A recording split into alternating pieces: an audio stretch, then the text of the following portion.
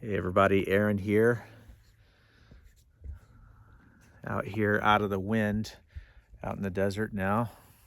Wanted to make another video talking about how to get people to have the right attitude towards safety. I made a video recently talking about the safety culture triangle or delta, and and it starts with the beliefs of the individual people in the organization.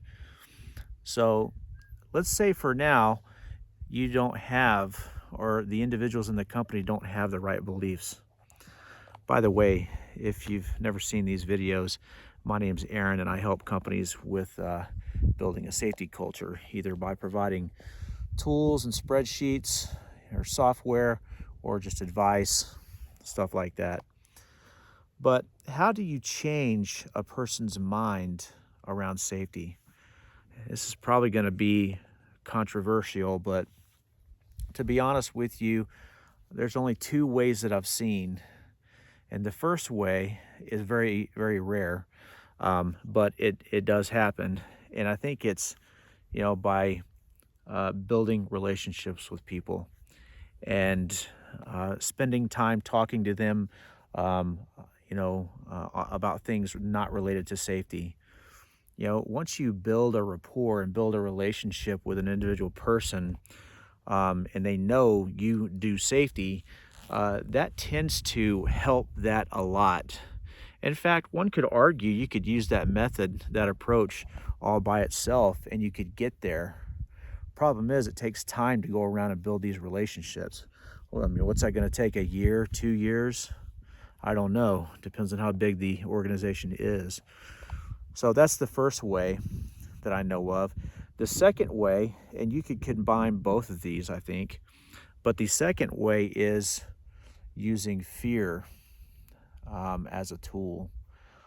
And I know that sounds bad. I don't know how else to say it, but in the past, at multiple companies, what I've been able to do is use fear to get people to change their mind. And the way that I do that is by, number one, having accurate data on who is ignoring safety and who is not. So you have to set up forms, QR codes, forms, spreadsheets. You have to communicate to everyone, that there's an expectation, and you have to start accumulating data as quickly as you can. One of the ways that I've done that is I've had a quota for like safety observations. I've had, required people to show up on time every time for the weekly safety meeting, things like that. And I track attendance. I track who puts those things in. I look for PPE compliance, and I notate every time I see someone not doing the right thing. You can go up and correct someone only so many times and it gets old. So, you spend a month or two doing that and you have some baseline data about where the problems are, who the problem people are. And then at that point, it's really just a matter of holding what I call accountability meetings. The most effective meetings I've had are the ones where, you address it at the team level. If you're a safety professional, you're technically usually not responsible for disciplining, individual employees.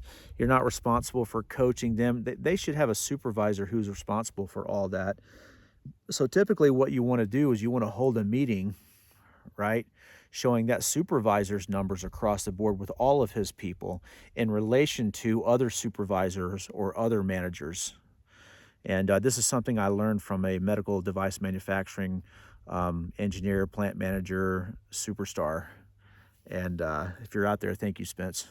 But when you hold that meeting and you pull those numbers up and you have the right audience, that manager, supervisor, or whoever that lead person is going to be embarrassed by those numbers, especially if they consistently get bad numbers. And it's going to create some anger. It's going to create some animosity. It does sometimes. Sometimes it doesn't with some people, but some people are very uncomfortable with that and they don't like it. But if you want to turn it around quick, that's how you do it. And, how managers and supervisors address their people is another thing. Some people like to, sort of like really come down hard on them. I don't think that's necessary. I think that you can always be polite and professional. I think it's just a matter of pulling the sheet up for them to see, at the individual level and say, hey, look, here are the gaps. Here are the numbers going back for the last 6 weeks. You know, this can't be. Have a dedicated meeting for that, and if they can't figure it out, schedule retraining. Maybe there's a monthly or a weekly hour blocked out for retraining people who are not getting there so that you can understand what's going wrong and then make it honestly so it's easier to just do what you ask. So anyway, I'm not sure if that makes sense. I hope it does. Those are the only two ways I know to change the mindset and change the beliefs of people. So if you have another idea on how to do that, I'd love to hear it. Put it in the comments down below. Subscribe to the channel and all that stuff. And I'll see you in another video.